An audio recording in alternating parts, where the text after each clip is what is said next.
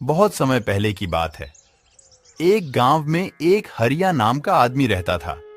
किसी कारणवश उसकी पत्नी की मृत्यु हो गई थी, पर उसकी एक बेटी भी थी जो कि बहुत ही सीधी सादी थी। हरिया दिन भर काम में व्यस्त रहता। वह अपनी बेटी का ख्याल नहीं रख पाता। उसने अपनी बेटी को ख्याल रखने के लिए दूसरी शादी कर ली, पर उसकी सौतेली माँ उसकी बेटी को जरा सा भी नहीं मानती। उसकी सौतेली माँ को भी 2 बच्चे थे। वह हरिया को काम पर जाने के बाद उससे सारा काम करवाती। अरे ओ लड़की, सारा काम जल्दी से करो। सारे बर्तन धो के रखो और हम लोगों के लिए खाना बनाओ। माँ, मैं थक गई हूँ। मैं अब खाना नहीं बना सकती। मुझे बहुत जोर से भूख लगी है। मुझे कुछ नहीं सुनना। पहले सारा काम खत्म करो, उसके बाद खाना खाना। और अगर तुम कुछ भी अपने पापा को बताई तो मैं तुम्हें मार दूंगी। हरिया की बेटी चुन्नी रोज ऐसा ही सारा काम करती, खाना बनाती और उन तीनों माँ बेटी को खाने के लिए देती। वह एक दिन परेशान हो गई और जाकर एक पेड़ के नीचे बैठकर रोने लगी। तभी उसे पेड़ से एक आवाज आई।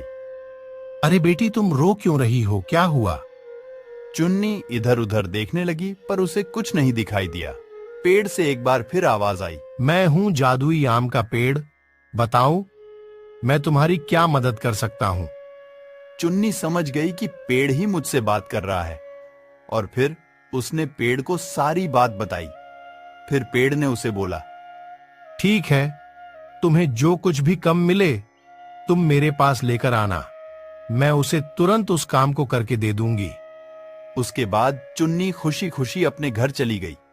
फिर उसकी सौतेली माँ वहां पर आई और बोली, अरे तुम किधर घूम रही हो? जाओ, सारे कपड़े लेकर जाओ और चुपचाप धोकर लाओ। फिर चुन्नी ने सारे कपड़े को चुपके से ले जाकर पेड़ के नीचे रख दिया। उसे पेड़ में जादू किया और सारे कपड़े धो दिए। वह रोज ऐसा ही करती। उसे जो भी कम मिलता वह पेड़ के पास आकर रख देती और उसे बोलती, फिर पेड़ वह काम आसानी से कर देता। एक दिन उसकी सौतेली माँ को शक हो गया। उसने सोचा कि यह इतनी जल्दी काम कैसे कर लेती है। उसने उसका पीछा करने का सोचा।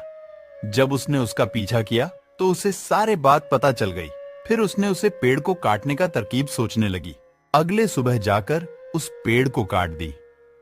पेड़ के काटने के बाद उसे पेड़ से एक फल गिरा। वह फल को घर ले आई और सोची, अगर मैं इसे खा लूं तो मैं भी जादू वाली औरत बन जाऊंगी, जिसके बाद मैं सब कुछ कर सकती हूं। उसने जैसे ही फल को खाया, कैसे ही वह बहुत काली हो गई और आसमान से एक आवाज आई। अरे वह मूर्ख औरत, तुम दूसरे को सताती हो और सबका बुरा सोचती हो। आज के बाद तुम ऐसा ही रहोगी ना। सही से खाना खा पाओगी, ना पानी पी पाओगी। अगर तुम चाहती हो कि तुम ठीक हो जाओ तो तुम्हें अपनी बेटी को अच्छे से खाए रखना होगा और बहुत सारे आम के पेड़ लगाने होंगे। उसकी सौतेली माँ ने वैसा ही किया। वह उसको अपनी बेटी चुन्नी को बहुत अच्छे से देखभाल करने लगी और बहुत सारे आम के पेड़ लगाए। फिर कुछ दिन बाद वह ठीक हो गई, तो उसको अपने लालच और बेईमानी का फल